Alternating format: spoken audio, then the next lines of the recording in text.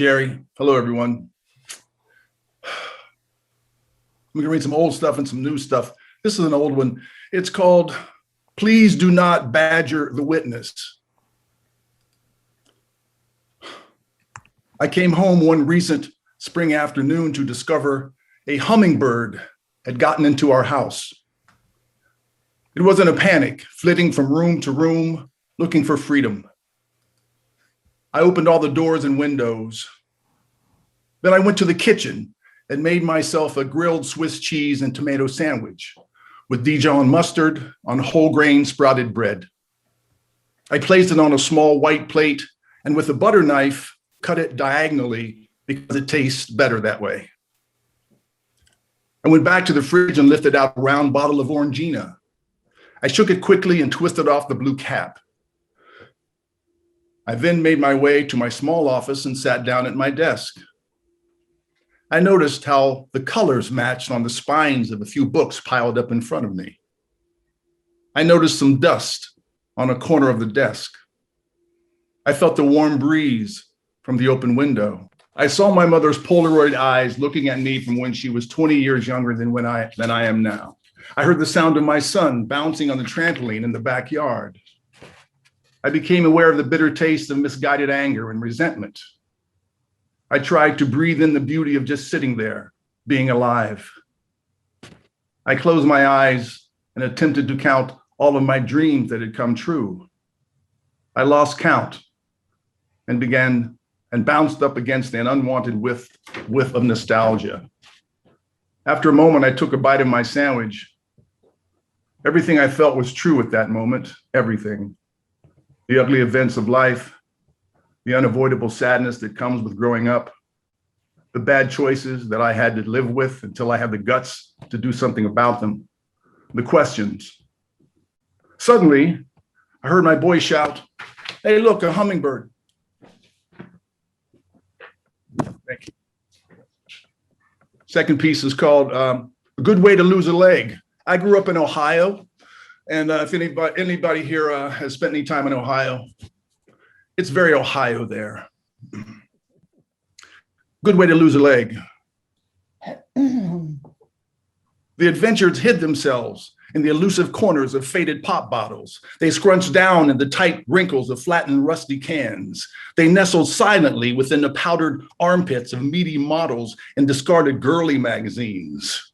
They pinched themselves to stay awake as they tried not to ferment and sour, barely floating alive in the last few drops of a tossed bottle of MD 2020. They barked in the voices of dead dogs. The adventures, they squeezed into the waistband of random underwear. They purred within the fur of a stiff, flea-bitten cat. They ached in the arches of a lost shoe. They waved from one empty glove to another. They cut and bled from broken glass. Running alongside a terracotta-hued B&O boxcar, the boys knew it was now or never. This is as slow as she's going to roll. One jumped, two jumped. With sweaty palms held out for life and limb, the third boy, running as fast as he could, pushed his young body to the limit. He felt like Tony Curtis reaching for Sidney Poitier in The Defiant Ones, but he had committed no crime. Bowling Green on a sewing machine. The train lurched as he tripped, somersaulting across the brown and green broken glass and gravel. He could feel his body digesting the tremendous weight of the thundering wheels inches from him. With his bursting heart still chasing adventure, he climbed to his feet and ran again. Now there was no hand to grab onto, only the slippery steel ladder offering a leg up. Because the train had picked up speed, he mistimed his jump, barely hooking on. He snapped out like a wet towel, his eyes fixed on his own tight knuckles. As the train banked, his body slammed into the speeding boxcar, catching the cuff of his jeans on a bolt. At that moment, he lost his grip. He dangled by his right pant leg for what seemed all of eternity. The creosote ties impersonating a deadly dotted line inches below his head. He felt his sneaker pull off. Then, in one quick tug and rip, he freed himself. Bowling Green on a sewing machine. Dog breath brought him around. As he struggled to his feet, a clarity attacked him, an acute reality he had never experienced. The adventures he chased were no longer hidden. As he walked back along the tracks, every 2-cent faded pop bottle, every rusty can, all the meaty, powdered armpits, all the debris, all the life, all the sadness, all the lost moments, all the smiles, all the danger, all the beauty, all the ugliness, all the rain, all the sunshine, all the music, all the fire, all the death, all the misunderstandings, all the fist fights, all the broken bones, all the bloody noses, all the hate, all the miles, all the love, all the distance, all the crying. It all spoke to him all the way back home. Good way to lose a leg. Thank you. This is called A Thoughtful Crash of Rhinos. And so the last poet on earth quietly folded her gripe water bottle into a paper hat. Employing a 10-penny rusty nail, she scratched her nickname on a toilet seat in the men's room of a White Castle. The pockets of her tattooed raincoat once held lint spun from gold. Her heart had already stopped once that day, so effortlessly, and then again. Her tongue had begun to collect dust. She thought back to a time when inspiration was legal and the stars shone brightly on the word. But now the sky had drowned itself for fear of being swallowed up in the marauding, vacuous avalanche, muscling a return to cave dwelling and dark launchings. She looked up into a sea of cold suns. The ground shook. Her heart beat again. A thoughtful crash of rhinos.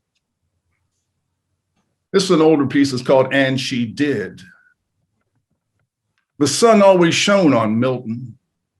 As early as second grade, he was regarded as a special boy, bright, considerate, well-mannered. Therefore, it was a shock to everyone when a few years later, he bit Cassie Green's arm until it bled because she reached in front of him during drawing time. His teacher, Miss Sigmund, sent him to the principal's office, where he was given half a dozen whacks on the seat of his toughskins. The next day, he informed Miss Sigmund that she had a dirty neck. Again, the teacher sent Milton to the office, but this time he was not given whacks. Instead, he was given a stern talking to about respect. A note was sent home with him asking for a parent or guardian to come in for a consultation. After Milton gave the note to his mother and she questioned him about it, he flatly denied all the charges. The next day, when he was called to the front of the room where his mother was speaking to Miss Sigmund, he crumbled under pressure and admitted his guilt in front of the whole fourth grade. His mother promptly took him by the arm and spanked him right in front of the whole class. On his way home from school that day, Cassie Green, her wound cleaned and dressed from the day before, pulled Milton aside near a tiny red brick alcove and deliberately showed him her white cotton panties. A gray hawk flew overhead with a dusty brown mouse in its beak. The sun shone on its back.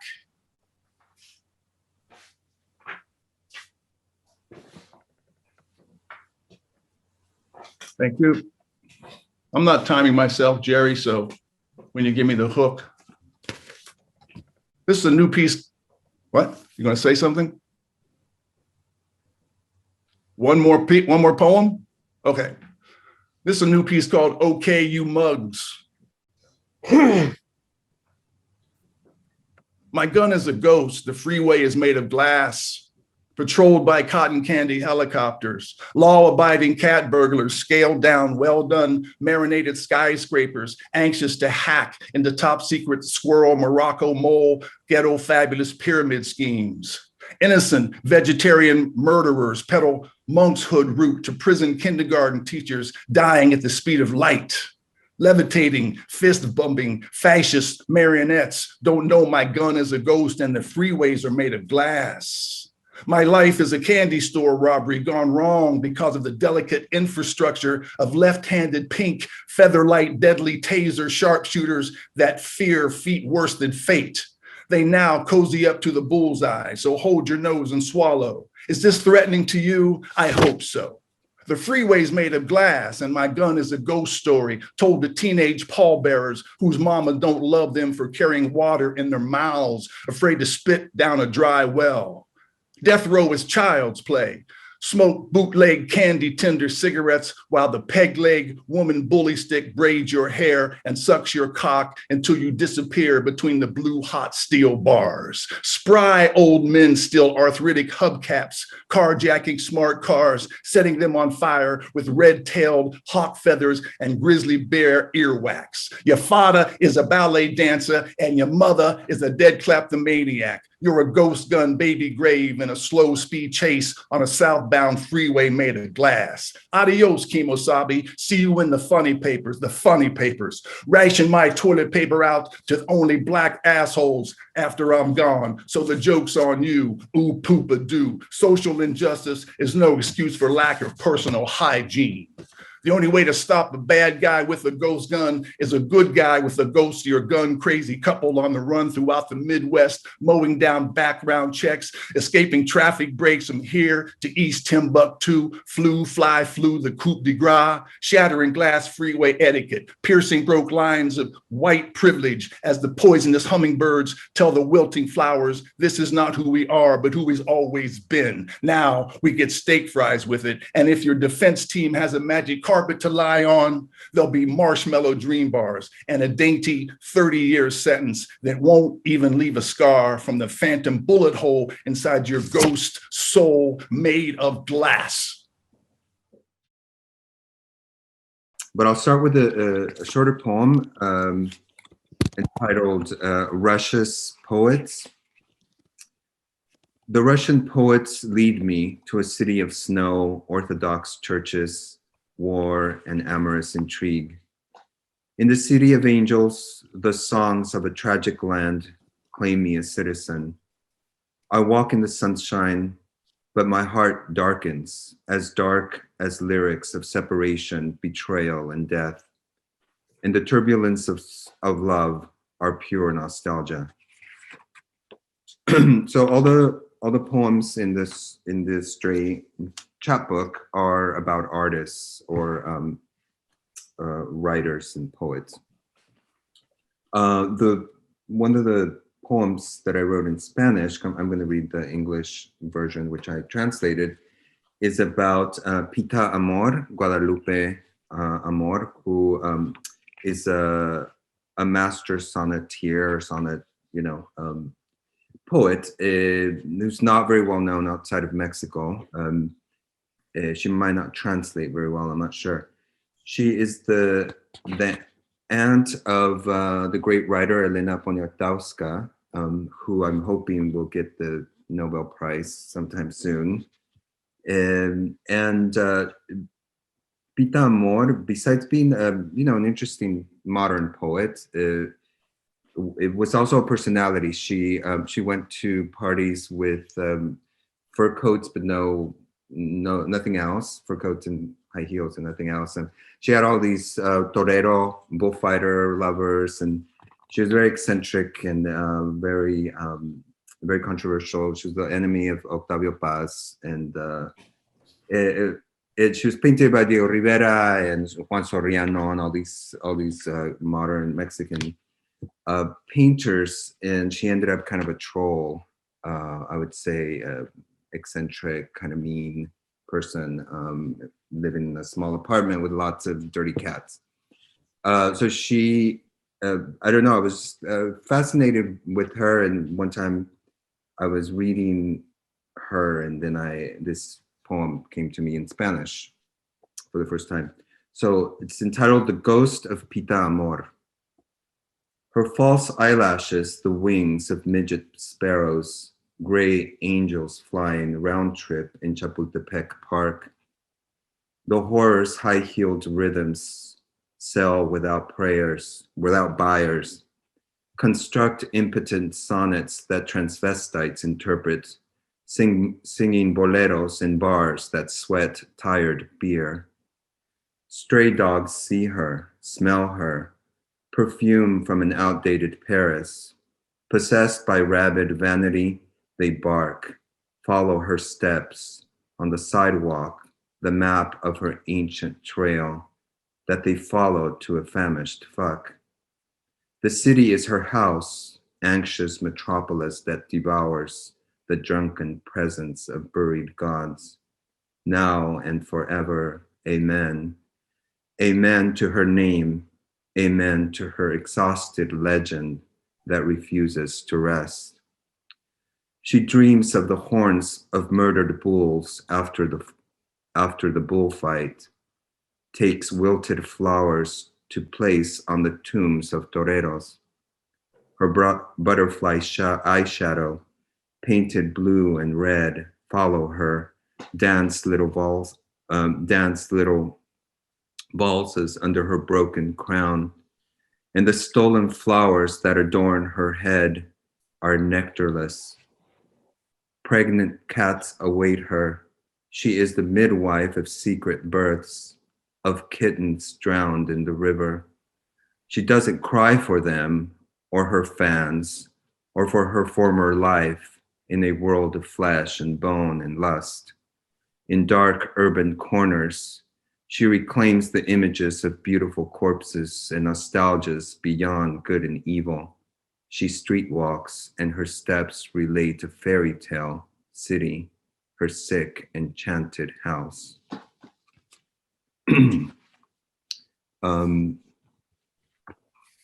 This poem is entitled Suburban Spleen. To be the orphan heir of Roque Dalton and Baudelaire, in other words, a freak. I was 15 and had never studied a world map, but drawn to documentaries on PBS in which peasant women wailed torrents of grief over their sons' graves, while stony-faced campesinos stared into nothing, into the empty horrors of war. I contemplated evil, an exotic compulsion, unshareable and incomprehensible, like masturbation. The news of war in El Salvador didn't penetrate the complicit blindness of Modesto's monumental flatness. Paris only seemed more distant the more I pored over anthologies of translated French poetry. Later, I walked the streets of downtown Los Angeles and Saint-Germain-des-Prés and imagined myself a flaneur. But it was too late. It had always been too late, a convert to Marxist determinism long before I realized it. Displaced destinies, the cities, their failed revolutions.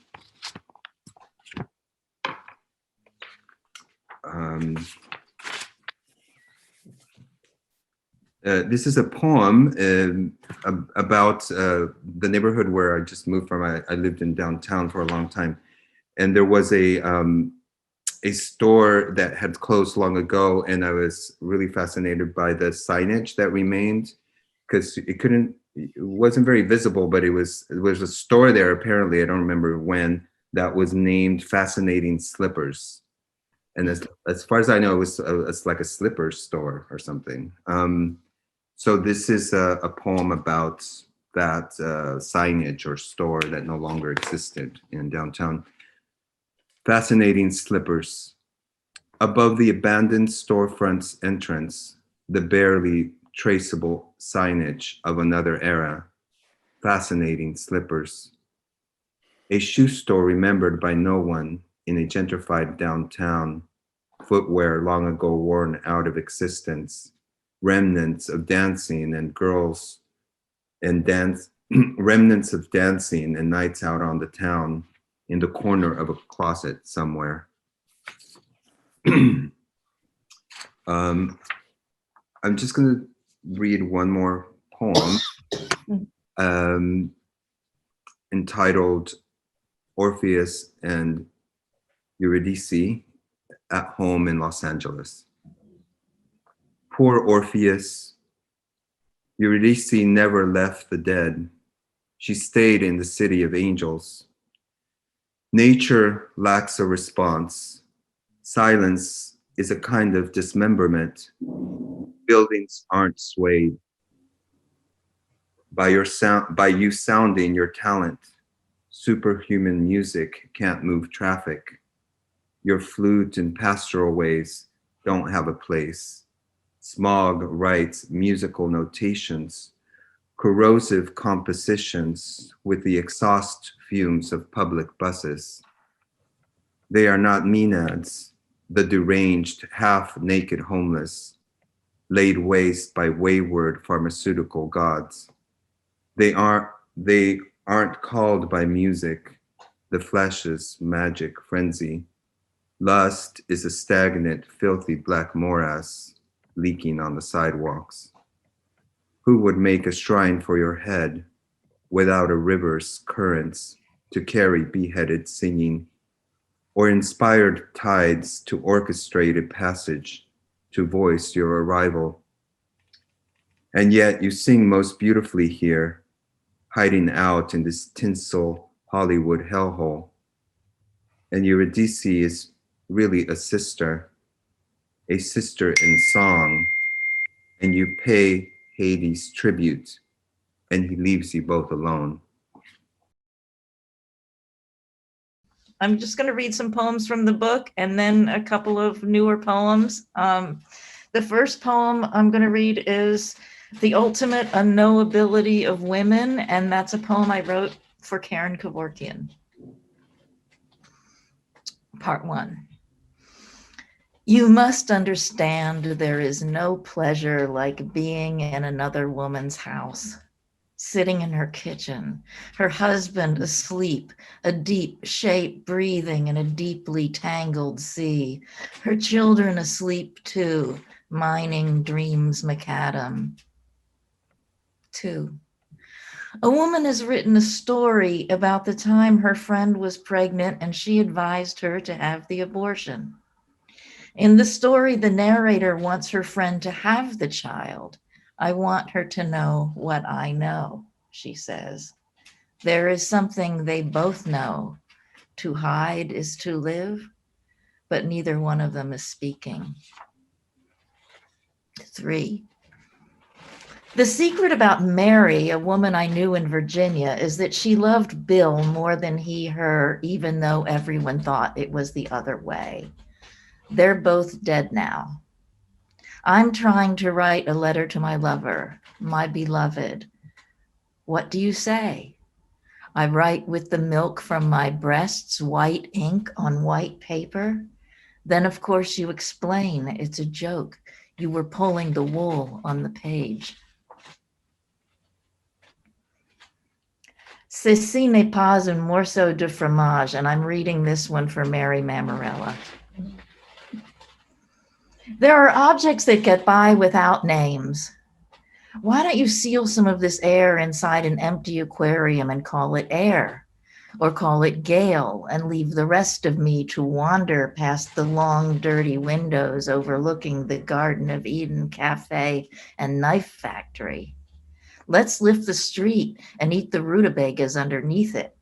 Maybe we'll strike cheese and call it happiness, or fall in love and call it happiness. This, I'm going to read a longer poem. I write mostly shorter poems, but I'm going to read a longer poem. And it's a poem that my partner, Chuck Rosenthal, absolutely hates, and you'll find out why. So I threw him out of the house so I could read this poem.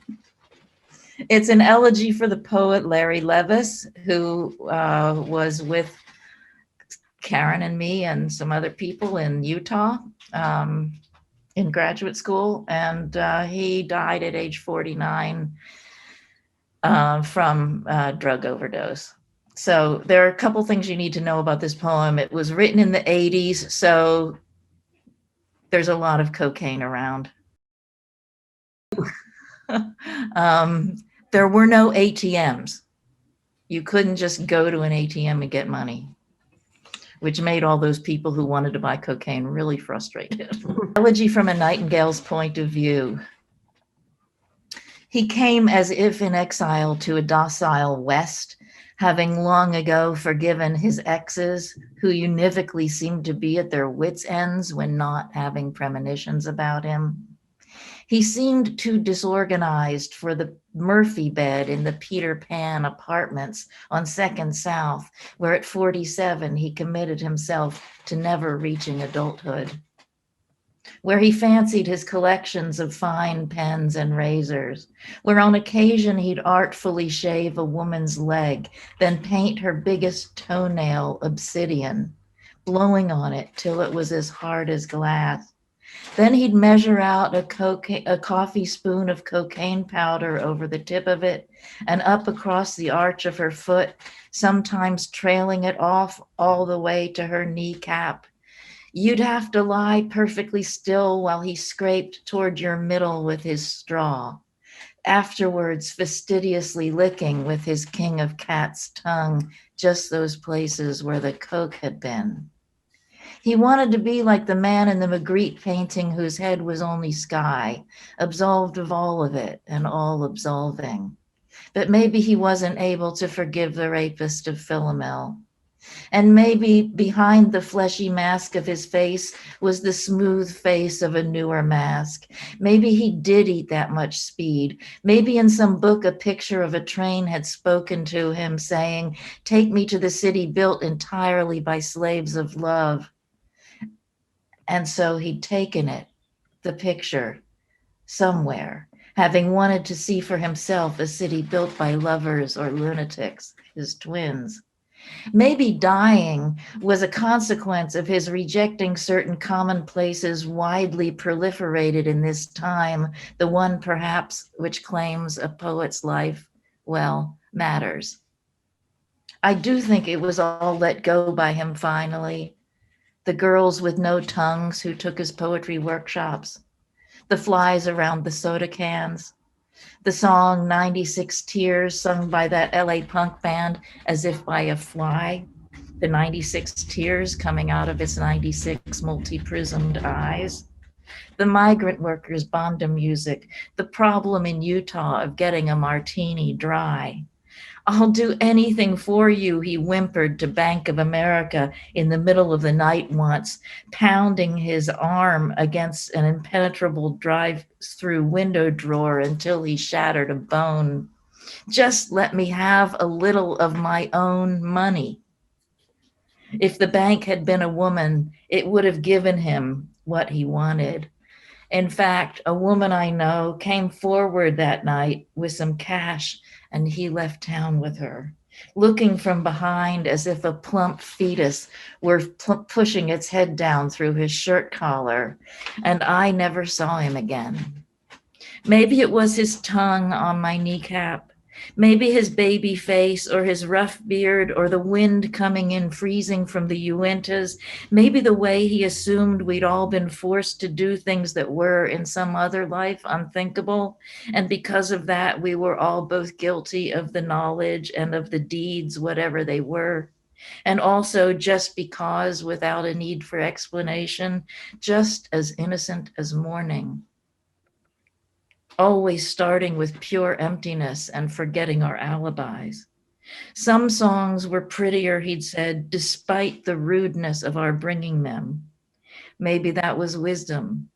Maybe it was nothing but a kind of genius for seduction. At any rate, the time he dipped a razor edge into a vein behind my knee and blood shot back, staining his face, I forgave him almost instantly. So difficult to see a person wreathed like that and starting to weep or laugh. You know, there was no stopping it. Okay, thank you. And another elegy, this is for someone that maybe some of you know and remember, Danny Baker, who died last year, a poet, Los Angeles poet. This is someone greeting you from afar. Behind the barrier of daylight, a dark outline you don't want to stare at for fear of being blinded. It's the same figure you recognize in the pupils of enemies and lovers consuming itself in front of you, holding an unremitting interchange with the clear universe of things divine. Everyone on the other side says hi. Everyone says the beautiful is nothing but the onset of terror we can barely define. Who is the person greeting me behind the burning? The thighs, the knees emerge as black silhouettes against white. Hi, hi. You know it's too late to remain incognito. You don't know whether or not death is kind. Let's see. Whoops. And this is from the new section of the book. I'm going to read one poem, The Petty Infinite. The jasmine by my studio is flowering. Oh, simple life on the surface of the planet. My writing limbo oscillates before it.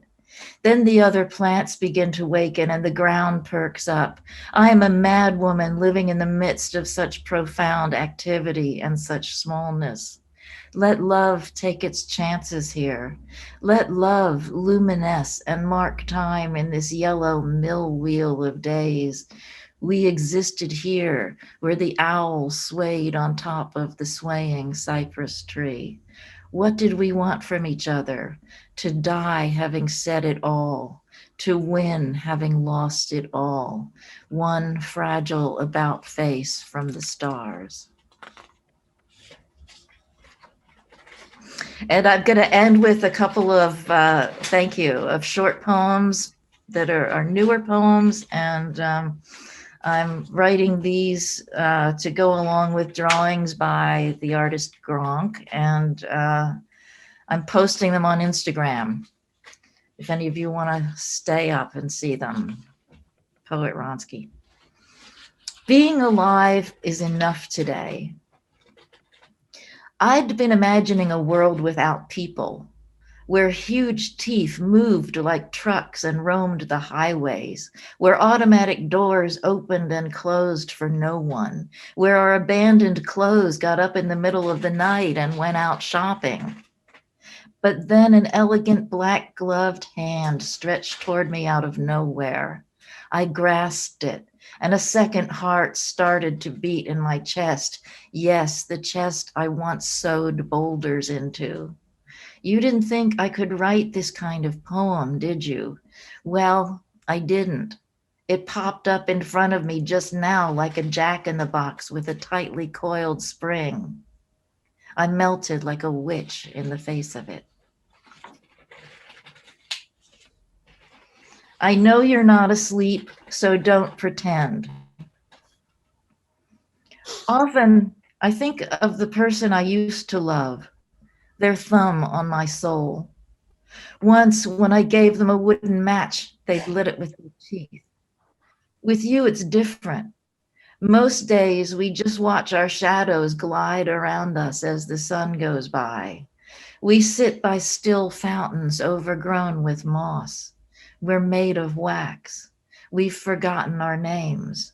Little insects fly in and out of our mouths. The first love and the second love, they are not the same.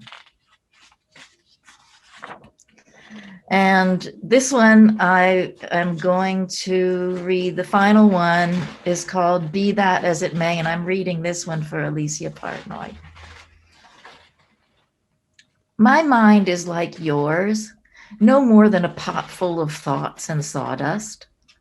Sometimes I'm the elephant in the room, grazing pastures of ether while people pretend not to notice in the smoke of an autumn evening, my massive, implacable grayness, my beauty rising from the underworld.